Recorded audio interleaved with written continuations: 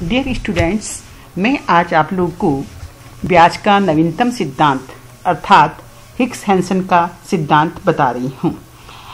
इस सिद्धांत में बचत, विनियोग, मुद्रा की मांग व पूर्ति, इन चारों तत्वों को शामिल किया गया है।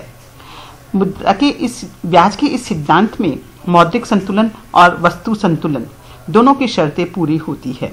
यहाँ इस सिद्धांत में सबसे पहले हम दो प्रकार के वक्रों की चर्चा करेंगे। एक होता है आईएस वक्र और दूसरा होता है एलम वक्र। आईएस वक्र है वो वस्तु संतुलन को बताता है और एलम वक्र है वो मौद्रिक संतुलन को बताता है। तो सबसे पहले मैं बताऊंगी आप लोगों को आईएस वक्र को हम लोग कैसे बनाते हैं, उसका निर्माण कैसे करते हैं। आईएस वक्र को निर्माण करने के लिए हमने 4 खंडों में 4 चित्र लिए हैं। सबसे पहले जो प्रथम खंड है उसके अंतर्गत विनियोग मांग को एक सरल रेखा के रूप में चित्रित किया गया है, जिसमें क्षैतिज अक्ष पर विनियोग और लंबवत अक्ष पर ब्याज की दर दिखाई गई है। आप लोग देखते हैं कि ब्याज की दर और विनियोग के मध्य विपरीत संबंध होता है, अर्थात ब्याज की दर कम होने पर विनियोग बढ़ जाता है। तो ये बाएं से दाएं रेखा गिरती भी है। खंड 2 में विनियोग और बचत के संतुलन को दिखाया गया है, अर्थात यहाँ वाई एक्सिस पर हमने बचत दिखाई है और एक्स एक्सिस पे हमने क्या दिखाया है, विनियोग दिखाया। I=S बचत को दिखाया गया है। तीसरे खंड में बचत सारणी अंकित की गई है। इसमें वाई एक्सिस पे वही बचत दिखाई गई है और एक्स एक्सिस पर I को दिखाया गया है। S= function of y। S किसका फंक्शन है, बचत। y का प्रत्यक्ष फंक्शन है, अर्थात I बढ़ने पर बचत बढ़ जाती है। और S को हम कैसे प्राप्त कर सकते हैं, y - cy, अर्थात I में से यदि उपभोग को घटा दिया जाए तो हमें क्या प्राप्त होती है, बचत प्राप्त होती है। चौथे खंड में हमने वस्तु बाजार संतुलन अर्थात I=S को दिखाया है, जिसमें ब्याज की दर व आय की मात्रा का संबंध बताया गया है। तो आईएस वक्र हमें क्या बताता है, हमें ब्याज की दर और आय के ऐसे विभिन्न संयोगों को बताता है जिस पर बचत और निवेश दोनों बराबर होते हैं। तो हमने इस प्रकार से आईएस वक्र को डिराइव किया है। यहाँ से हमने ब्याज की दर पर निवेश देखा है, जितना निवेश होता है उतनी बचत होनी चाहिए, उतनी बचत होने के लिए आय कितनी होनी चाहिए, इस चीज़ को देखा है। फिर यहाँ हमने ब्याज की दर ली है और इधर ऊपर से क्या लिया है, आय ली है। तो ये आईएस वक्र ब्याज की दर और आय के ऐसे विभिन्न संयोगों को बताता है जहाँ बचत और निवेश क्या होते हैं, बराबर होते हैं। तो ये आईएस वक्र है वो वस्तु बाजार के संतुलन को बताता है। अब हम लोग देखते हैं एलम वक्र, उसको हम लोग कैसे देखते हैं। एलम वक्र है वो मैंने पहले ही बताया आपको, मौद्रिक संतुलन को बताता है, अर्थात एलम वक्र ब्याज की दर और आय के स्तर के ऐसे विभिन्न संयोगों को बताता है जहां मुद्रा की मांग और पूर्ति क्या होती है, बराबर होती है। तो हम लोग एलम वक्र को कैसे डिराइव करेंगे, इस चीज़ को हमने दिखाया है। सबसे पहले देखिए 4 खंड हमने बनाए हैं, 4 डायग्राम हैं। पहले खंड में हमने ये बताया है कि ब्याज की दर और ये देखिए सबसे पहले मुद्रा की लेन देन के लिए मुद्रा की मांग, वो किसका फंक्शन है, आय का फंक्शन है। किसका फंक्शन है, आय का। जैसे जैसे आय बढ़ेगी मुद्रा की लेन देन उद्देश्य के लिए मांग है वो बढ़ती चली जाएगी। फिर हमने ये देखा है कि मुद्रा की पूर्ति किसके बराबर होती है, M1 + M2 के बराबर होती है। तो हमने इधर M1 निकाल दिया, M1 अच्छा लेन देन के लिए मुद्रा की मांग निकाल दी, तो बाकी की मांग किसके लिए होगी, M2। इसके लिए M2 का मतलब है सट्टा उद्देश्य के लिए मुद्रा की मांग होगी। सट्टा उद्देश्य के लिए मुद्रा की जो मांग है वो किसका फलन होगी, ब्याज की दर का ऋणात्मक फल है, अर्थात फलन है, अर्थात ब्याज की दर अधिक होने पर सट्टा उद्देश्य के लिए मुद्रा की मांग क्या होगी, कम होगी। तो हमने इधर से यहाँ से सट्टा उद्देश्य के लिए मुद्रा की मांग ले आए हैं, वो किस पे निर्भर कर रही है, ब्याज की दर पर निर्भर कर रही है। फिर हम देखिए यहाँ से इधर से तो ब्याज की दर को ले लेते हैं, इधर से क्या ले लेते हैं, आय का स्तर ले लेते हैं। तो एलम वक्र ब्याज की दर और आय के स्तरों के ऐसे विभिन्न संयोगों को बताता है जहाँ मुद्रा की मांग किसके बराबर हो, मुद्रा की पूर्ति के बराबर हो। तो एलम वक्र रेखा मौद्रिक संतुलन की स्थिति में ब्याज की दर व आय के स्तर में संबंध स्थापित करती है। तो इस प्रकार से हमने दो प्रकार के वक्र देखे हैं, आईएस वक्र और एलम वक्र।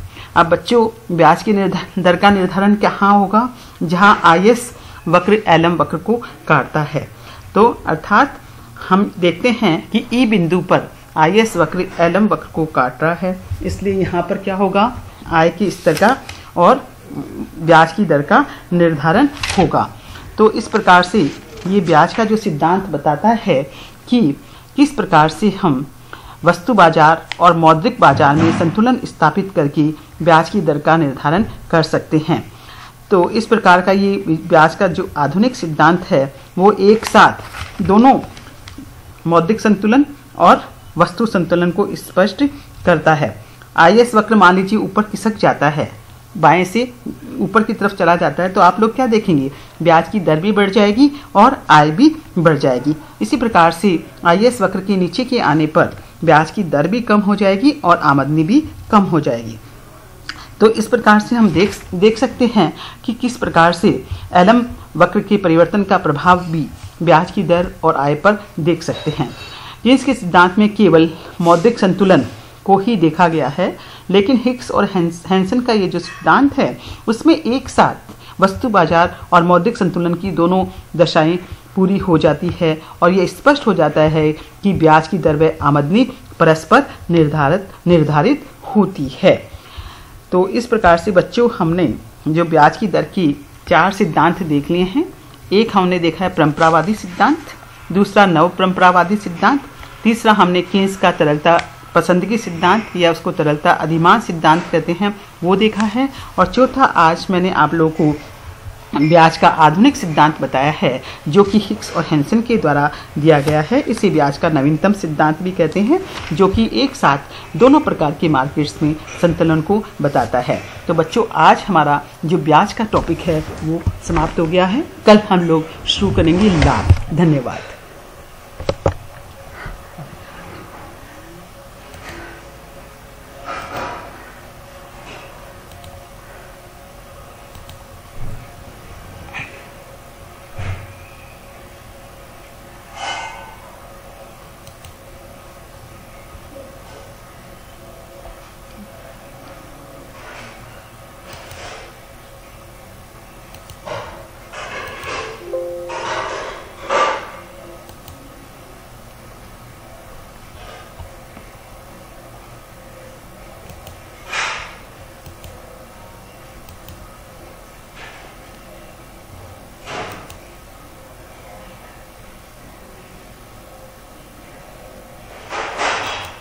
धन्यवाद बच्चों।